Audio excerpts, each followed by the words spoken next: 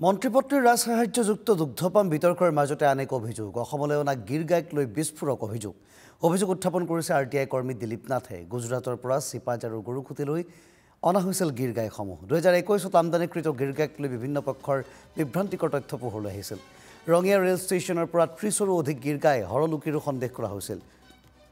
Rangia rail ষ্টেচনত নমোৱা হৈছিল 154জনী গীৰ গাই। ৰেল আৰু ট্ৰাকৰ চালানৰ পৰা স্পষ্ট হৈছিল এই কথা।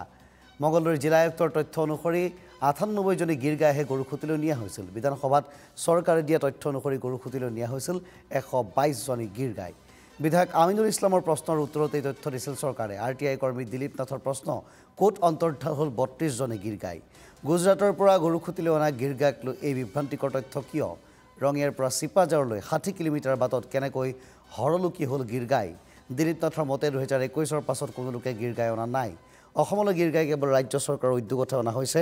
মন কৰিবলগীয়া যে মন্ত্ৰী জয়ন্ত মল্লৰ পত্নীৰ দুগ্ধপামো ৰঙিয়াতে আছে।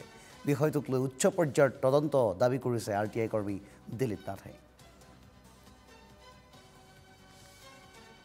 মোৰ হাতত 2021 বৰ্ষত চিপাঝাৰত থকা গৰুখুটি কৃষি প্ৰকল্পলৈ কিমানজনী গীৰ গাই গুজৰাটৰ পৰা কিনি আনিছিল, মোৰ হাতত গোটেই নথিপত্ৰ মজুত আছে। মোৰ হাতত কোনখন ট্ৰেইনত আনিছিল, কিমান নম্বৰ ট্ৰাক যোগে ৰঙিয়াৰ পৰা নামাই পেলাই 60 কিলোমিটাৰ দূৰত্বত চিপাঝাৰ গৰুখুটিলৈ অনা হৈছিল, কিমানজনী গীৰ গাই এটা এটা ৰেল ডাবাত আহিছিল, এখন গাড়ীত কেইজনীকে উঠাইছিল, গোটেই তথ্য মোৰ হাতত মজুত আছে।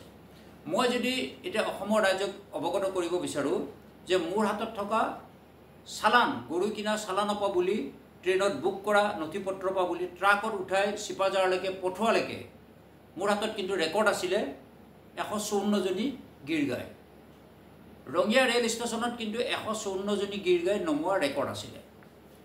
আচৰিত কথাটো হ'ল যে তথ্য জনা অধিকাৰ আইনৰ আধাৰত জিলা উপায়ুক্ত মঙ্গলদৈ দৰং, মই তেখেতৰ পৰা যেতিয়া তথ্য বিচাৰিলোঁ, তেখেতে ক'লে যে 98জনী গীৰ গাই গুজৰাটৰ পৰা আনি গৰুখুটি কৃষি প্ৰকল্পলৈ অনা হৈছিল। এতিয়া চাওক, ৰেল ষ্টেচনত কিন্তু গুজৰাটৰ পৰা গৰু আহি ট্ৰাকত উঠালৈকে 154জনী গীৰ গাই আছিল। এতিয়া ৰঙিয়াৰ পৰা চিপাঝাৰলৈকে 60 কিলোমিটাৰ দূৰ, এই 60 কিলোমিটাৰ দূৰ আহোঁতেই আপোনাৰ বহুত কেইজনী গৰু বাটতে নোহোৱা হৈ গ'ল। এতিয়া গৰু গীৰ গাই ক'লৈ গ'ল? আকৌ যদি আমি চাওঁ, বিধানসভাত আনিমুল ইছলাম জ্যেষ্ঠ এজন বিধায়কে গৰুখুটি কৃষি প্ৰকল্পৰ ওপৰত 14/3/2023 তাৰিখে এটা প্ৰশ্ন কৰিছিল যে গৰুখুটি কৃষি প্ৰকল্পত কিমানজনী গীৰ গাই আছে। তেতিয়া তাত উত্তৰ দিয়া হৈছিলে যে 122জনী গীৰ গাই গৰুখুটি কৃষি প্ৰকল্পত আছে। এতিয়া কথাটো হ'ল, বিধানসভা মজিয়াত দিয়া তথ্যমতে যদি 122জনী গীৰ গাই গৰুখুটি কৃষি প্ৰকল্পত আছিল, তেতিয়াহ'লে 154জনী গীৰ গাই বা 122জনী গীৰ গাই যদি আমি বাদ দি দিওঁ, তেতিয়াহ'লে 32জনী গীৰ গাই ৰঙিয়াৰ পৰা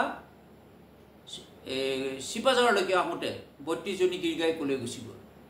আমি শুনিছোঁ যে ৰঙিয়া আৰু চিপাঝাৰৰ মাজত কোনোবা মন্ত্ৰীৰ পৰিবাৰৰ গৰু ফাৰ্ম আছে, যি গৰু ফাৰ্মত এই গৰু সোমাই গ'ল নেকি? এই গুজৰাটৰ পৰা অনা গৰু, এই 32জনী গৰু তাত সোমাই গ'ল নেকি? এটা বিসংগতি। এই বিসংগতিটো এইকাৰণে মই আজি ৰাজহুৱা কৰিব বিচাৰিছোঁ যে এতিয়া দুগ্ধ পামৰ নামত ৰাজসাহায্য ল'বলৈ মন্ত্ৰীয়ে দৌৰি ফুৰিছে, মন্ত্ৰীৰ পৰিবাৰ দৌৰি ফুৰিছে। সেই মন্ত্ৰীৰ পৰিবাৰ বা মন্ত্ৰীৰ ঘৰত মই কোৱা নাই যে বিতৰ্ক হৈ থকা মানুহজনৰ ঘৰলৈকে গুচি গ'ল বুলি, নে গুচি গ'ল নেকি?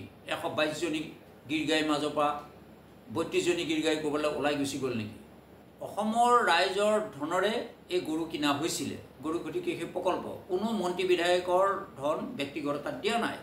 অসম চৰকাৰৰ ধাৰ লোৱাৰ ধনেৰে এই গৰু কিনা হৈছিলে। তাৰ মাজৰ পৰা যদি আপোনাৰ 32জনী গীৰ গাই নোহোৱা হৈ গ'ল, এই বিতৰ্ক সৃষ্টি কৰি থকা ৰাজসাহায্য ল'বলৈ বিচৰা এই ফাৰ্মবোৰলৈ এই গৰু গুচি গ'ল নেকি? এটা ডাঙৰ প্ৰশ্ন। গতিকে মই এই সময়ত যেতিয়া এই কথাটো উত্থাপন কৰিছোঁ, মাননীয় মুখ্যমন্ত্ৰীদেৱে গৰুখুটি কৃষি প্ৰকল্পলৈ কিমানজনী গিৰ গাই আহি